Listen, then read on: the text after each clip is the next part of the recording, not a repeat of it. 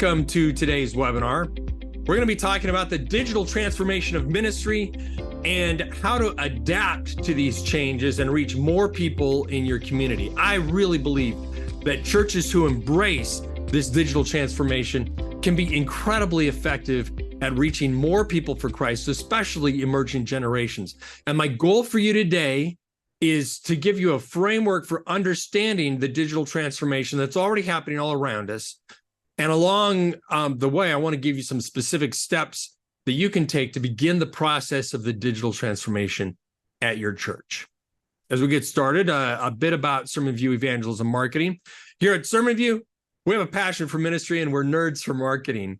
We believe that the church exists for those who are not yet a part of it. So our passion is helping churches like yours reach people in your community who are ready to connect with you. We do that by helping you advertise your evangelistic events and by finding people in your community who are ready to study the Bible with you. We can also help turn your church website into an evangelism engine. Today, I'm going to be talking about the digital transformation that's already happening in society and how it's impacting modern ministry. Now, for some of you who maybe aren't as tech savvy, this might sound overwhelming, but my promise to you is I'm going to be breaking it down as simply as possible. And like I say, anytime I've talked to somebody, they get it in the end. And once you get it, I think you're going to see how much potential it brings to ministry in your community. What I'll be sharing today has been influenced by these two books. The first is The Digital Transformation by Thomas Siebel, and the other is Content Inc. by Joe Polizzi. Both are great reads, but they're not specifically related to church ministry. And digital transformation actually does not have a biblical worldview at all. So what I'm going to be doing today is looking at how these ideas can be implemented in the context of a local church. And I've done some of the work of adapting this for church environment in this presentation today. We have a lot of material to cover, more than we usually do in a webinar. So here's what we're going to be talking about over the next hour. First, we're going to talk about what is this digital transformation. Then I want to consider the rise of social media influencers and the psychology behind that. Then we're going to look at the main digital communication channels and the idea of control versus reach. I also want to briefly talk about innovation in the local church and the idea of habituated volunteers versus inspired volunteers. We'll cover some specific digital tactics that you can do yourself or some things that you can outsource to another organization. And then we're going to end with your questions. Okay, I want to start with a poll. Which of these digital communication channels does your church currently use on a regular basis? So your church website, and not just that you have a church website, but that you actually keep it updated, that you're using it for communication. Email newsletter, group text messaging, live streaming your worship service, YouTube videos, not live streaming, but you're actually uploading other videos, Facebook posts, Instagram, TikTok, LinkedIn, X posts, or what we call, we used to call Twitter, Snapchat, Pinterest, podcasting, using a Discord server as a message board, Slack, Facebook and Instagram advertising, YouTube advertising, Google search ads. Okay, we got a ton of different communication channels that can be used. And as you can see, there are tons of options for digital communication. Each one of these has strengths and weaknesses, and we're going to be talking about these strengths and weaknesses as we go along in the webinar. Let me be clear. I am not aware of any church of any size anywhere using every one of these communication channels. There are strengths and weaknesses to each, and depending on what you're trying to accomplish, you're going to use some or others, okay? So, and just looking at the list can be overwhelming, and I don't expect any of you to suddenly start using all these digital communication channels, okay? Right now, this poll, I'm just curious where people are at right now. Okay, let's take a look at the poll results. So we got 58% actually using the church website with regular updates. That's awesome. Got 58% using text messaging, only 19% using an email newsletter. We need to talk. Live streaming the worship service. Half of you are doing that. We got over half doing Facebook posts. Nobody's using TikTok. No surprise there. Some people doing podcasting. Several people doing Facebook and Instagram advertising. Nobody's doing YouTube advertising, Google search ads. There's a little bit there. Okay. All right. This is really interesting.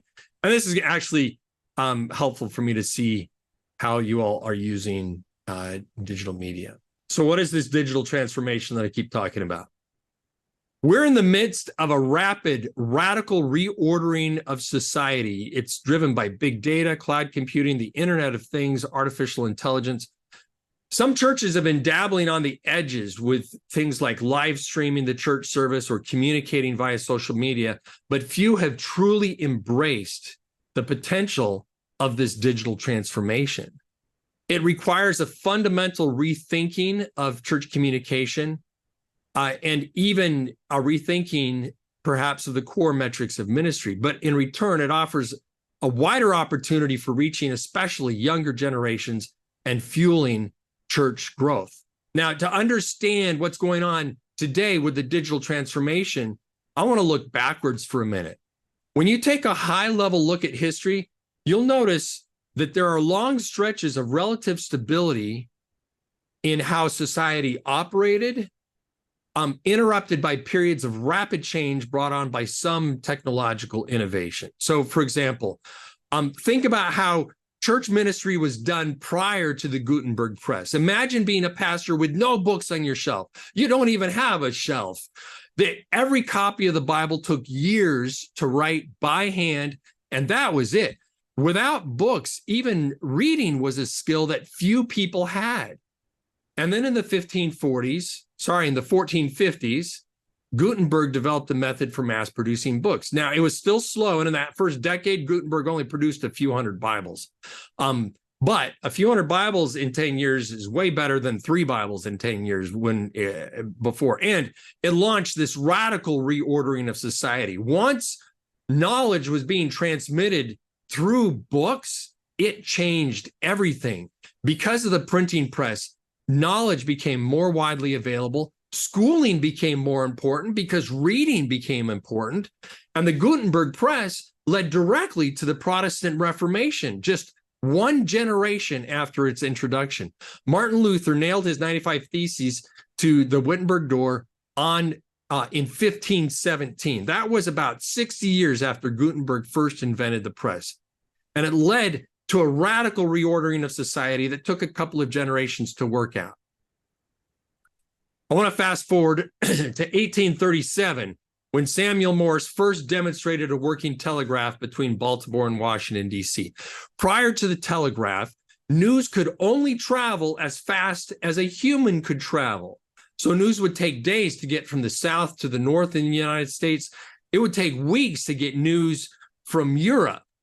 But with the telegraph, that time was reduced from days or weeks to minutes. And by 1857, this is just 20 years later, there were 33,000 miles of telegraph lines that were crisscrossing the United States. By that time, the first transatlantic cable had been laid.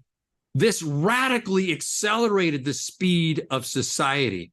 And it also directly contributed to the Civil War.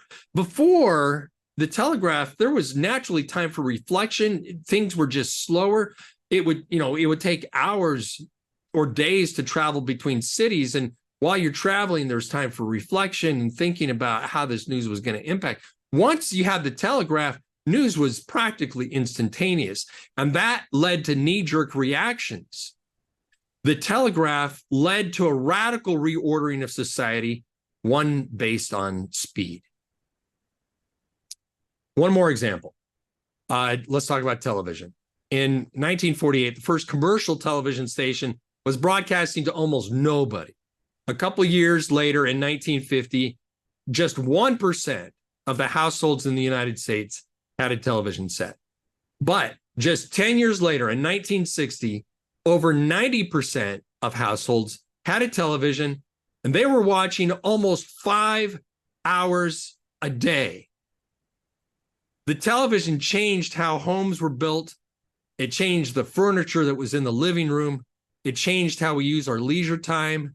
It led to a homogenization of the news. We had everybody started getting their news from television. There were only 3 broadcast networks, and they were essentially broadcasting the same news stories. Television programming reduced the attention span of Americans. The brain came to expect a break every 7 or 8 minutes. It changed so much about society. The visual imagery of television also led directly to the passage of the Civil Rights Act in 1964, because on television, people could see with their own eyes the police dogs viciously attacking the protesters in Birmingham. They could see with their own eyes the children being sprayed with high-pressure hoses. And this reordering of society once again caused unrest throughout the 1960s and into the 1970s. Okay, that brings us to the digital transformation that we are currently experiencing. Think about how much has changed in the last 25 years. Most of you on here are older and will recognize this picture of what that was back in the days. Somebody put in the comments, somebody tell me the slogan that goes with this, okay? Think about how much has changed in just 25 years. When you wanted to find an auto mechanic back then, you went to the yellow pages. All right, let your fingers do the walking through the yellow pages.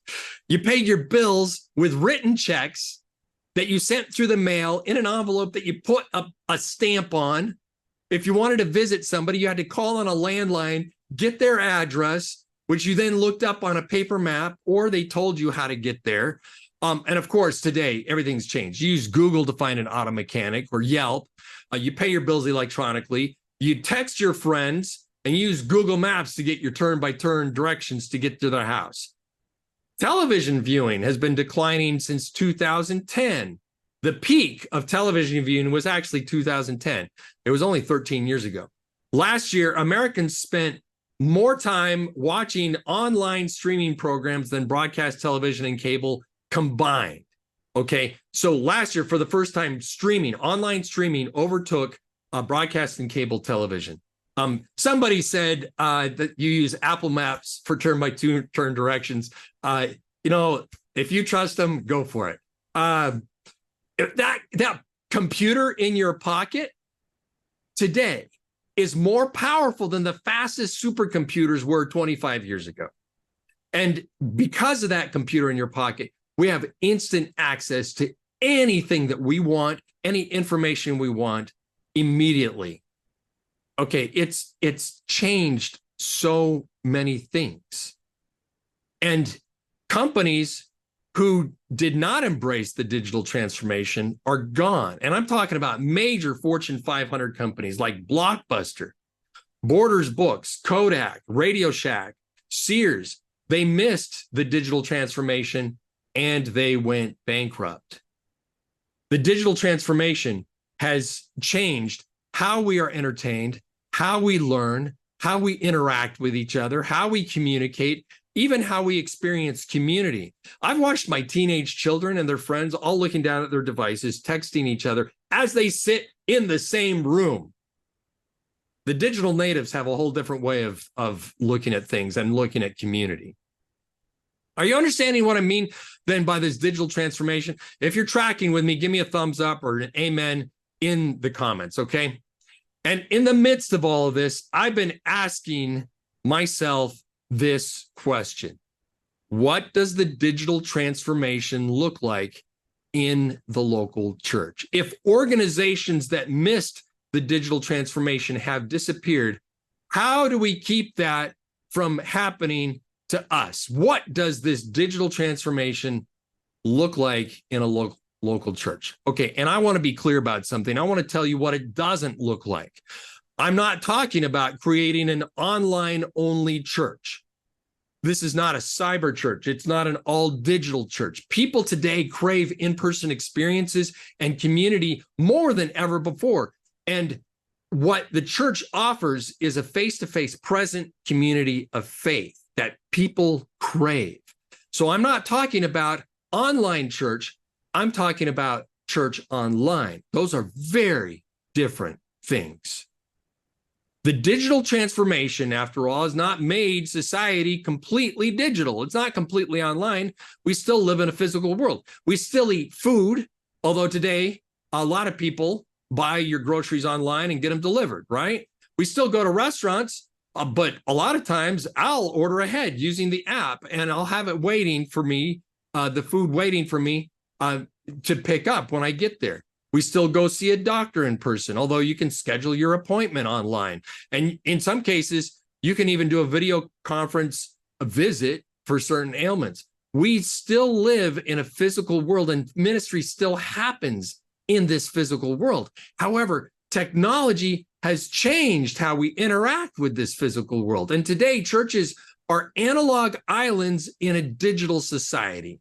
We expect people to get in their car, drive to the church, and when they walk in, we hand them a bulletin printed on a piece of paper. We ask them to sit in a pew where they hear announcements about other activities that we want them to come participate in person. Then they listen to a sermon that someone speaks to them in person, and then they leave. There's nothing digital about our expression of church today. And I'll be honest, everything I just described is completely foreign to young adults today. And as I was reflecting on this, I realized we haven't lost the young adult generation. We never had them. Our analog expression of the community of faith is totally foreign to the digital natives. So again, then the question, what does the digital transformation look like in a local church? Now, to begin to answer that question, let's talk about the rise of social media influencers. There is a phenomenon today, particularly among millennials and Gen Z, where people build relationships with popular personalities through social media. The 6 influencers that are shown on this slide combined have over 250 million followers just on Instagram. They have literally billions of views of their videos on YouTube. My son loves Minecraft, and he follows a bunch of Minecraft players, including this one, Technoblade. My son will watch YouTube videos of people playing Minecraft for hours while playing Minecraft himself, okay? And Technoblade was one of his favorites. Well, last year, word got out that Technoblade had cancer. And here's a picture of him. He's on hospice here.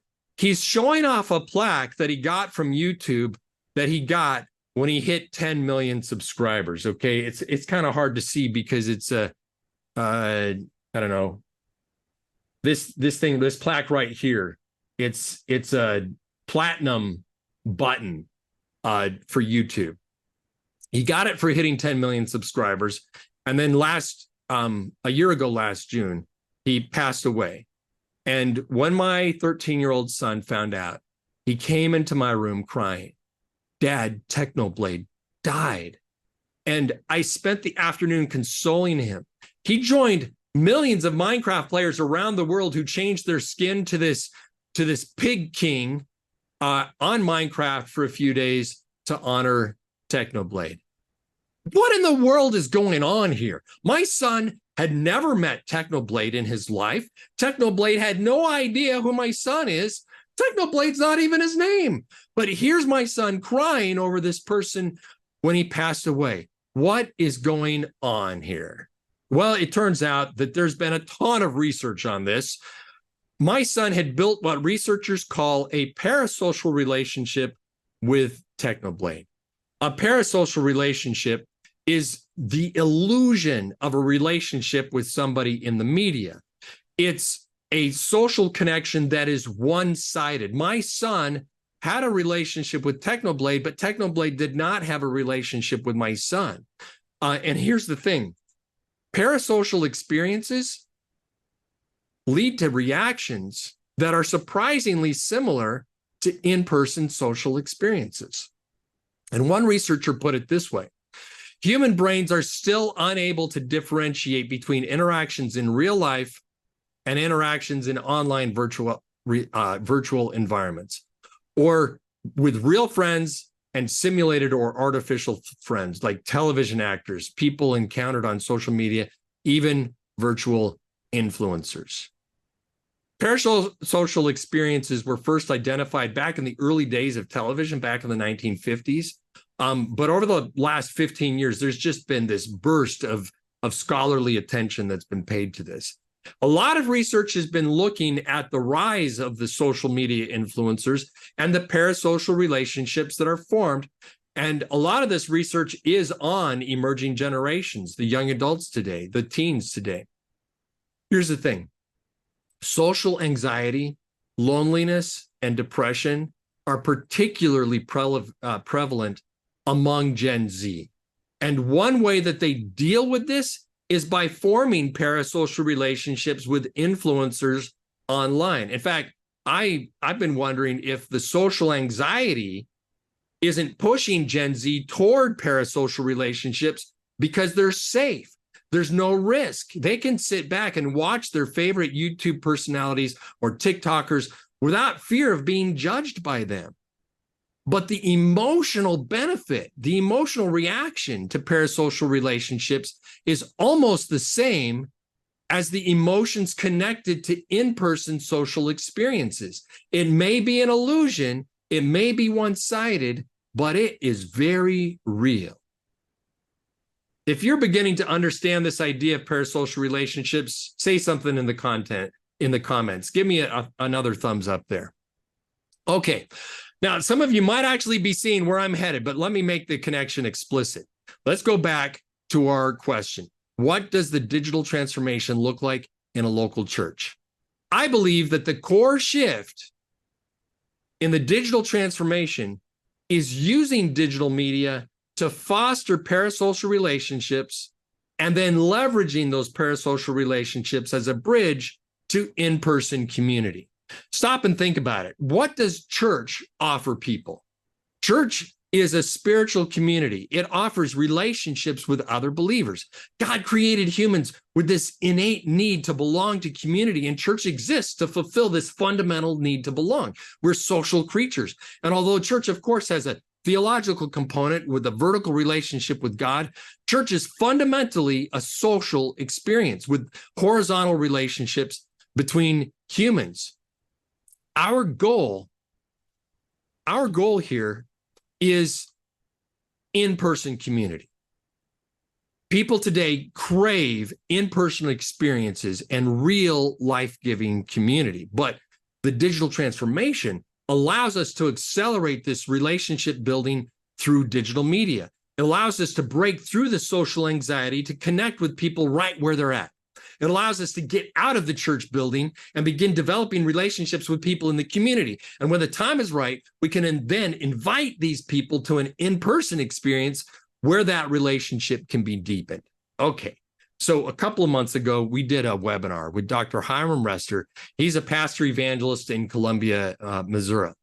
In that conversation, he talked about how he uses YouTube advertising to share concise spiritual messages with people in the community around his church. He does this through YouTube advertising. His goal was to get more millennials and Gen Zers out to an evangelistic series, and he found great success at doing that. But one side effect that he found was that people began to recognize him when he was out and about. People will now stop him at the grocery store, at the mini mart. He told me a couple months ago, he told me about going into a smoothie shop and the 18-year-old kid behind the counter recognized him. Are you that YouTube Bible guy? And Hiram didn't have to persuade this young person to have a spiritual conversation. He was ready. He had built a parasocial relationship with Hiram, and he was excited to see him. He wanted to get a picture with Hiram. This parasocial relationship accelerated the in-person interaction. And as Hiram got to know him, it went from a one-sided parasocial relationship to a true two-way interactive in-person social experience. Hiram's using technology to build these parasocial relationships. And he can go visit his daughter in college, knowing that the message of the kingdom of God is being preached 24 hours a day, 7 days a week, reaching people right where they are at and building parasocial relationships with them. Then when the time is right, he can invite them to to an experience where that relationship can continue in person. Do you see the power here? If you're catching what I'm saying, hit me in the comment box. Give me an I get it, or how do I actually do this, okay? One last thing about parasocial relationships before I move on to talking about the tools for digital transformation. When you think of social media influencer, what comes to mind? I know I think of a young, stylish person, but just this week, the Wall Street Journal had an article just 2 days ago about a new trend, older influencers that are now called grandfluencers. These are people in their 60s and 70s and 80s who have built large followers on social media. The top 10 grandfluencers on social media today have over 100 million followers combined. Okay, here's the crazy thing. 3 out of 4 are young adults. 74% of the followers of the top 10 grandfluencers are aged 18 to 34. So you don't have to be young to build parasocial relationships. Anybody can do it. If the grandfluencers can do it, you can do it. It's possible. Okay, so I want to go back to those digital communication channels that we talked about at the very beginning. And when we look at digital communication channels, one of the factors to consider is control versus reach. Some channels give you tight control over how you present the message, but may not give you a lot of reach.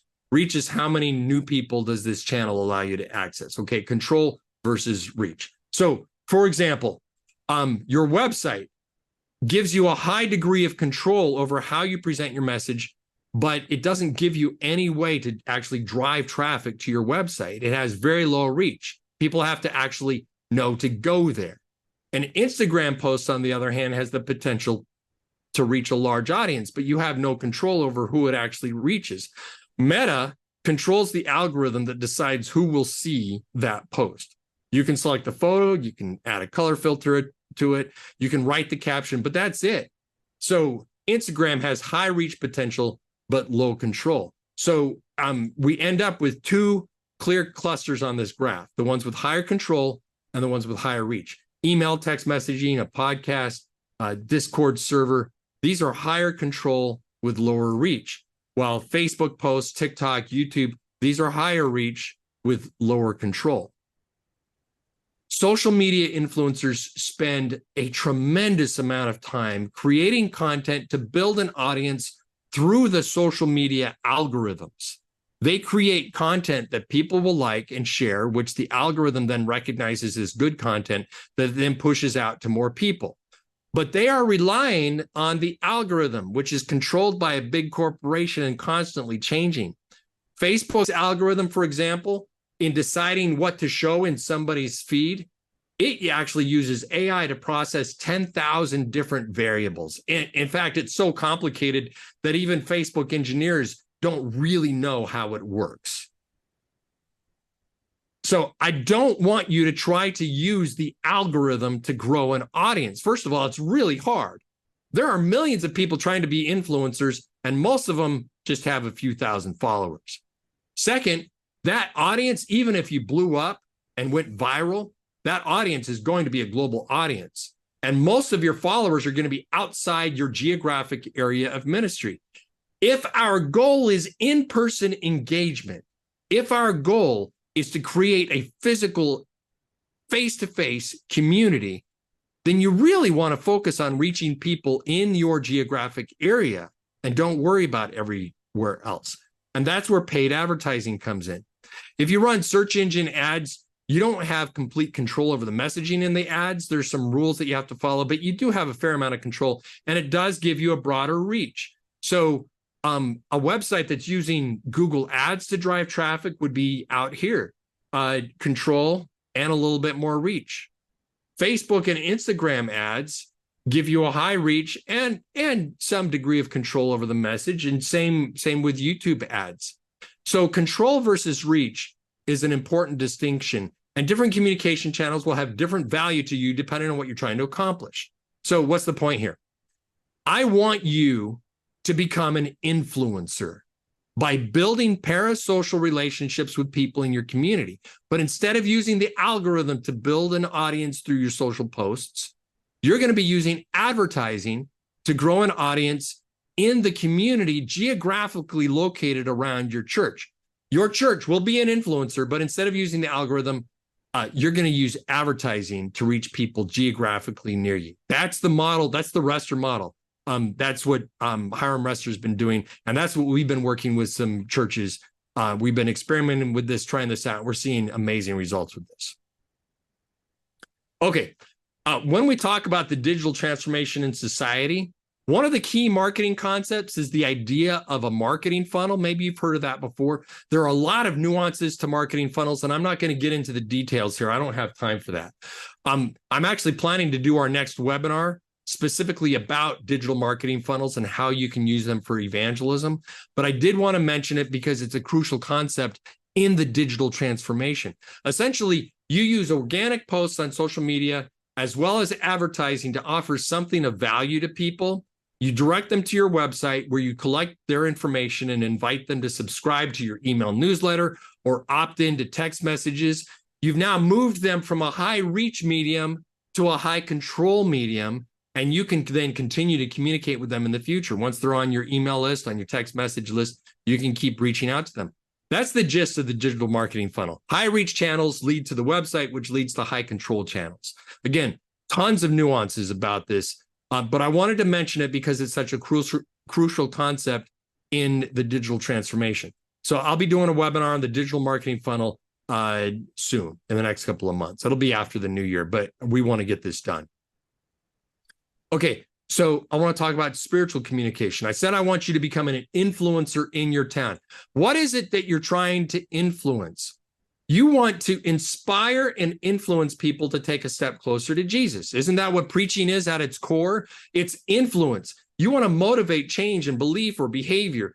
You want to help people be more obedient to the call of Christ in their life. You want them to take another step forward in their journey of faith. And this should not be limited to 30 minutes on a Sabbath morning. It shouldn't be limited to your evangelistic series. The digital transformation actually gives you tools to blow out the walls of your church and share your spiritual message 24/7 to a wider audience. Let's take all this work that you put into your sermon and do more than just preach it. You spend 10, 15 hours doing exegesis, assembling stories and key points, your call to action. Don't limit the result of all that work to just Sabbath morning. Let's repurpose that for the digital world. So I want to propose a new sermon workflow for you pastors.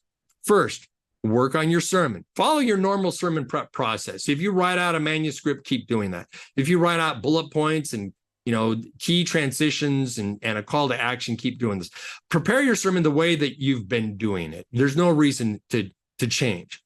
But then once you're done with your sermon, you're ready to preach your sermon, don't stop there. Take an extra 90 minutes. So you've spent 10 hours preparing your sermon, make it 9 hours and tack on that last 60 to 90 minutes to repurpose the content for the digital environment. I want you to pull out your key points, your quotes, your scripture, your call to action, and then record short videos with each one of these things. Just one thing, one point. And then that's the end of the video.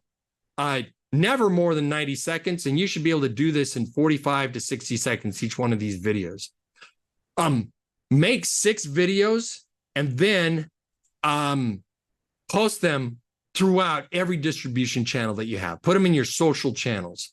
Videos are really important because they help build those parasocial relationships, but you could also, in addition, create 6 graphics with these points, which you can also post on your social media. So when you're done with your sermon, you preach your sermon, then the next day, Sunday, one of these videos, then Monday, another video, Tuesday, Wednesday, Thursday, Friday.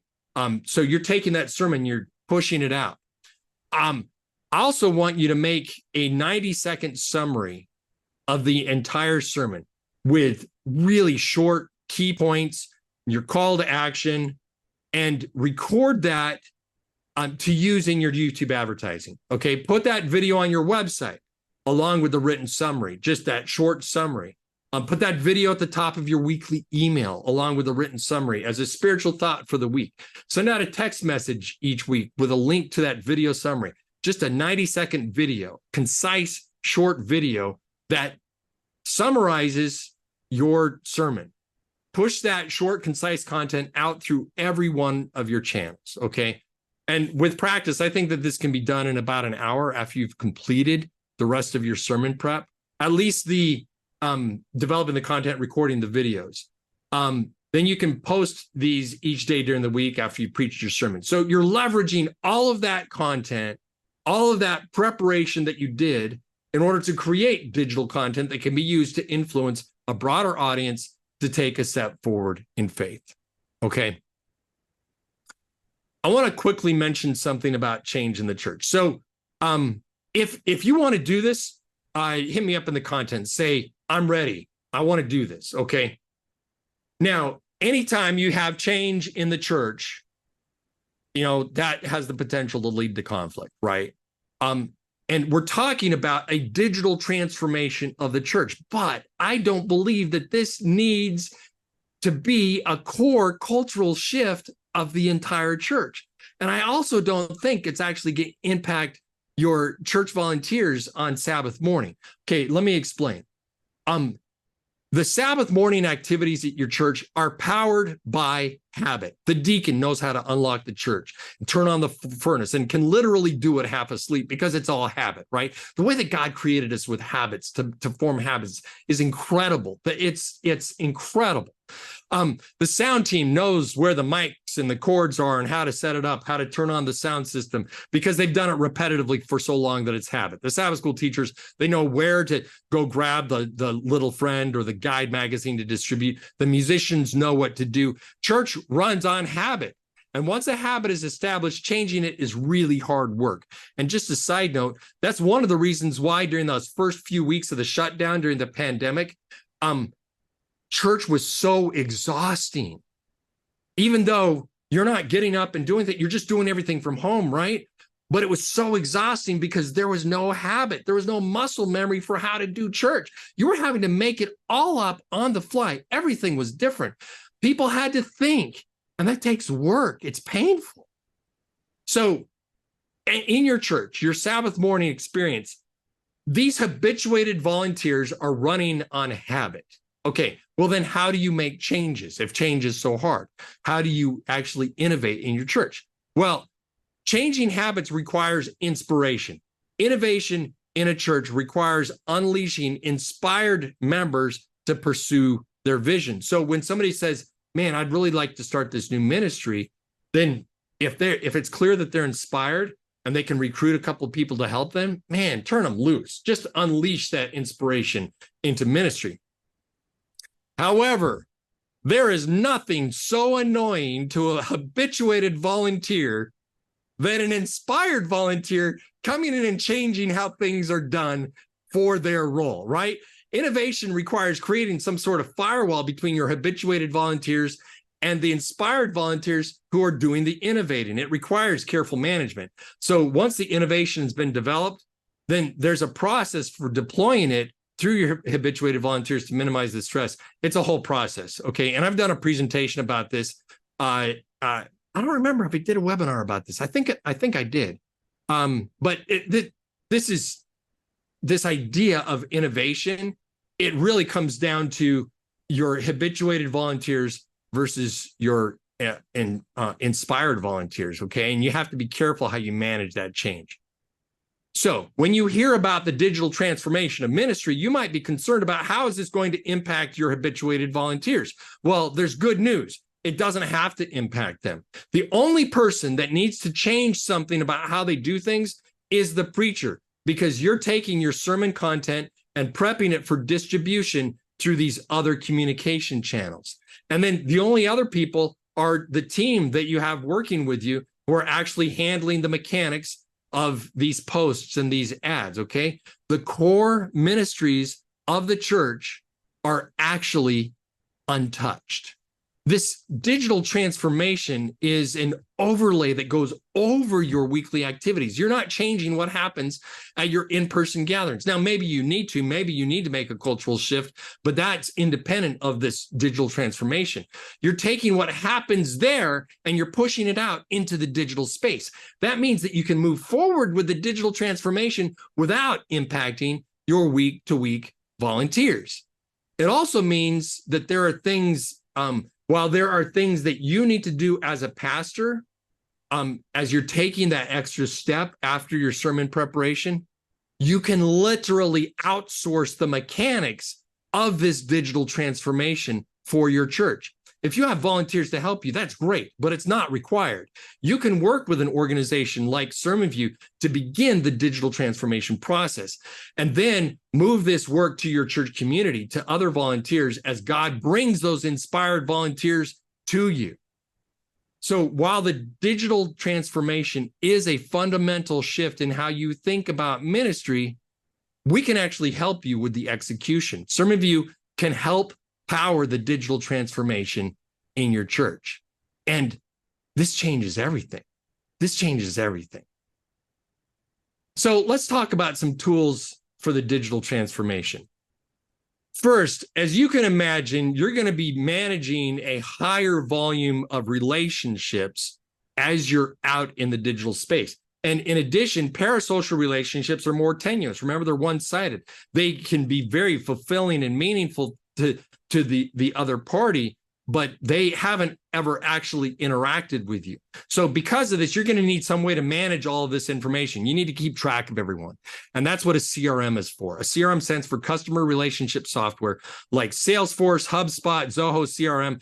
One could argue that eAdventist is something like a CRM, although it's missing a lot of the CRM features.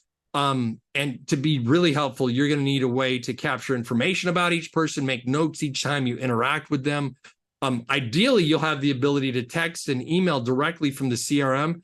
You can set reminders to follow up with somebody later. These are all core functions of a CRM program. You need a CRM to remain effective, particularly as you grow and you develop new relationships. Okay, SermonView has developed a CRM specifically for Adventist evangelism. It's called Interest Tracker. It's a robust CRM that allows you to segment your list, add notes, track activity. It's cloud-based, so you can access it anywhere you have internet access, and it's centralized so all your users always have access to the latest information. It offers multiple user roles for your whole team. The user-friendly design and the customizable notification settings mean that you never miss a new lead or a reminder to connect. It also seamlessly integrates with all of SermonView's marketing solutions, like our event pre-registration system, our Bible study lead generation program. The basic features of Interest Tracker are free and always will be for every church in the North American division. There are additional paid features like text messaging and attendance tracking that are also available. But the basic features, which is really the basic of what you need to do with a CRM, this is free. So you need to sign up for an account. You can learn more about that at interesttracker.org. Now, I already mentioned the key role that your church website will play in the marketing funnel, but I want to take it a step further. Your church website should be the central authoritative hub for all your communication, including the spiritual influence messages that you're trying to get out there. Your website should not be about church, although you need to have that information available on the website. Rather, your website should be primarily a venue for evangelistic and discipleship content. If you're preaching it, it needs to go on the website. Now, this is harder to do if you have an Adventist Church Connect website provided by the NAD. So SermonView offers a website service, evangelism websites. It's focused on reaching new people, but it also has features specifically for your members and your leaders as well. It's built on the most popular platform, WordPress. The service has multiple options, including content management as well as managed digital marketing. So related to that, you don't just want a website. You also want to be visible out in the search engines. We do search engine optimization as part of that website setup, but we also offer Google search engine advertising to keep you visible as an add-on to our website product. So the campaign, if you add this on, campaigns managed by one of our digital marketing coordinators. We will run ads for general keywords like church near me, or I'm in Vancouver. So in my church, it would be church in Vancouver, those types of things. And all of these ads are geographically restricted. So it's only within the area around the church. If somebody searches in Missoula for church near me, they're not going to see our church here in Vancouver. It's only people searching in your area that these ads are presented to.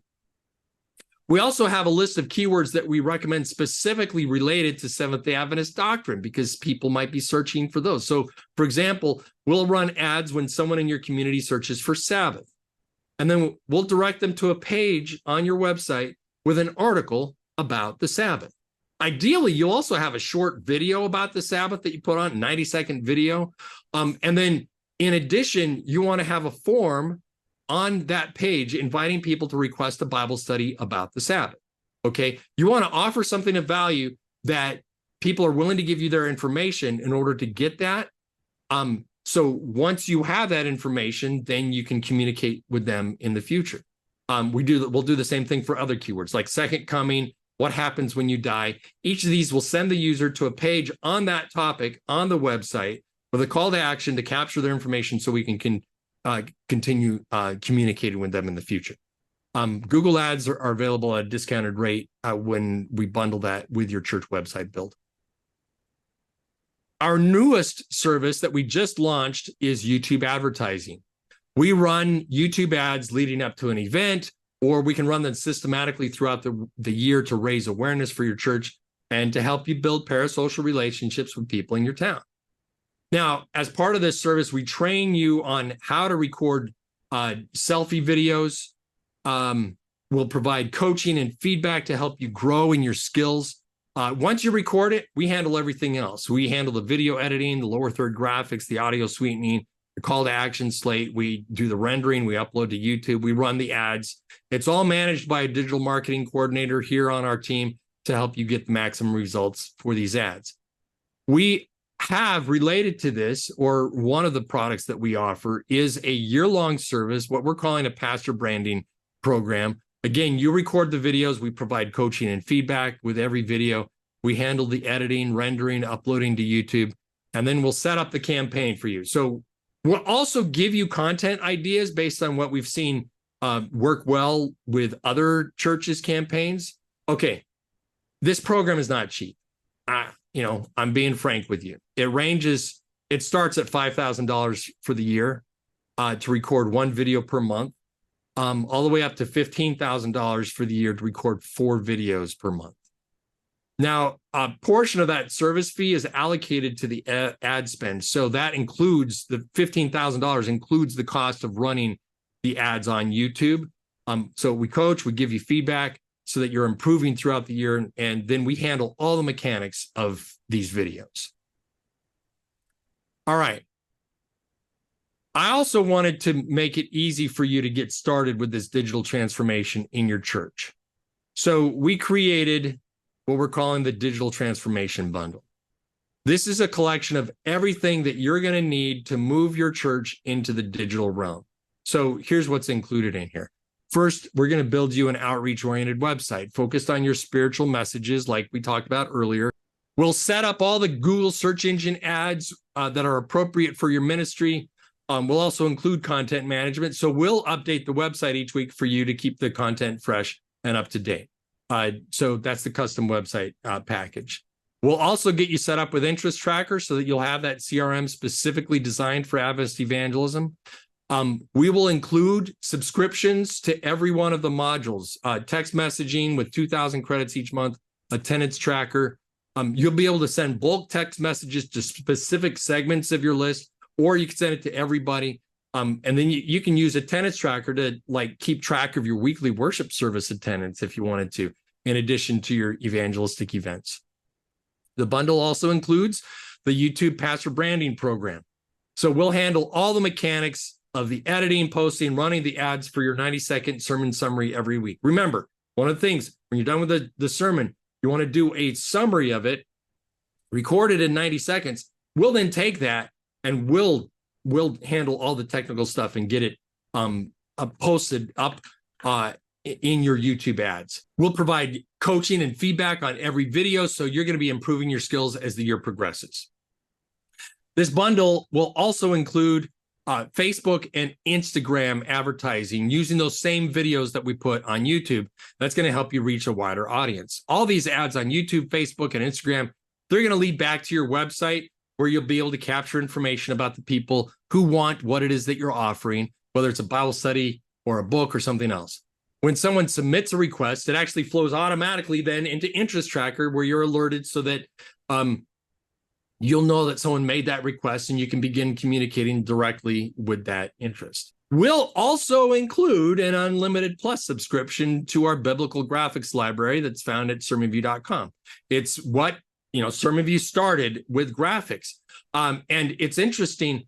Hiram told us that some of the videos that he did, he actually used Sermon View graphics, and they did really well, where it's like, what is this thing? Turns out it's an image from Daniel. And if you want to learn more about it, click here, right? So the bundle includes Unlimited Plus access. So it gives you, that unlocks more licensing privileges. Specifically, the license allows you to use these graphics in the videos that you post online, so you're covered there. This digital transformation bundle gives you access to 5 different skill sets at Sermon View. That includes video editing, social media advertising, YouTube advertising, search engine marketing. If you were to hire a digital marketing professional with all these skills, first of all, it'd be super expensive. And it would be, the amount of effort that we're talking about would be a full-time job. That's going to cost you $30,000 to $40,000 minimum. If you were to hire an agency, you're probably talking about a similar amount. If you were to buy each of these products individually from Sermon View, the cost would be about $25,000. But with the digital transformation bundle, we'll do all of this for you for $19,900 for the year. Now, a large portion, over a third of this is actual advertising budget. So that's included in the program. Every month, we'll be running about $700 worth of ads across Google Search, Facebook, Instagram, and YouTube. This is a brand new program. We've never offered it before. And because it's new, we're limiting participation initially to 5 churches. So, and we need to limit it because we still need to work out some of the production kinks. You'll be one of the first churches to begin the digital transformation at this high level. And now I've talked to a couple of conferences who are actually offering funds for this. Evangelism funds could be used for this as long as you structure it correctly. So even though, $19,900 feels like a lot of money, you spend more than that on an evangelistic series that is a one-time hit. This is across an entire year. And so your conference may be willing to subsidize the cost. Definitely talk to them if this is something that you're interested in doing. Look, the digital transformation is happening all around us, whether we like it or not. And churches who don't embrace this change are going to die as the digital natives turn their back on our analog way of church. Sermon View is at the cutting edge of powering the digital transformation, and we would love to support you as your church makes this transition. All right, let's turn to some questions. I told you this was a lot of content, and I'm guessing that at some point you tuned out. I'm glad you're still here. We're going to have an archive. Go back and watch it because there's so much packed in here. And to really understand it, you got to watch it. You got to hear it more than once, probably. So let's turn to some questions. Wayne asked about the cost. I already mentioned that. What's the first thing a church should do to begin the digital transformation? Okay, yeah. So, I talk about this digital transformation bundle that has all these things, but you're like, Larry, we just want to do one thing. What's the one thing that we need to do? So I'm going to give you 3 options, and you could do any of these as your first step. But these 3 things are the first 3 steps. Which order you do them in, it kind of depends on what you're trying to accomplish. But the first thing that you need to do is reconfigure your website. that website needs to be focused on the content, and you can begin your digital transformation. You can begin working on how you change your sermon development process by doing that extra step at the end, and then just putting that on your church website every week. Okay, so changing, refactoring your church website, that's a great step one. Another step one, get signed up for Interest Tracker and start using that, collecting information and getting familiar with that. That's another great first step. And then the third first step that you could consider is this YouTube pastor branding product. This is where you're recording a video every week or every 2 weeks or once a month. We're handling all the technical details. We're getting up on YouTube so you can begin building those parasocial relationships. YouTube skews very young. So if you want to reach emerging generations, you need to be on YouTube. Something like 60% of YouTube video viewers, regular YouTube viewers, are under the age of 35. So you need to be on YouTube. So recording these videos, putting them on YouTube, we can work with you with that. That YouTube pastor branding product, it's $5,000 to do one video a month, and that includes some advertising budget in there. It's $9,000 to do $89.95 or something like that to do 2 videos a month, and then $15,000 to do 4 videos a month. So basically 1 a week, except for months with 5 weeks. So if you want to just get started, these are your 3 options. Refactor your website, get started with Interest Tracker, or get started with this YouTube pastor branding product. And then a second step would be one of those 2 things that you didn't do. And then the third step is going to be whatever the third one is. And you're going to do them in that order as you begin this digital transformation process. Okay, one more question. How does our church live stream fit into the digital transformation? Your live stream gives people an opportunity to be able to experience the actual worship service before they walk through the doors.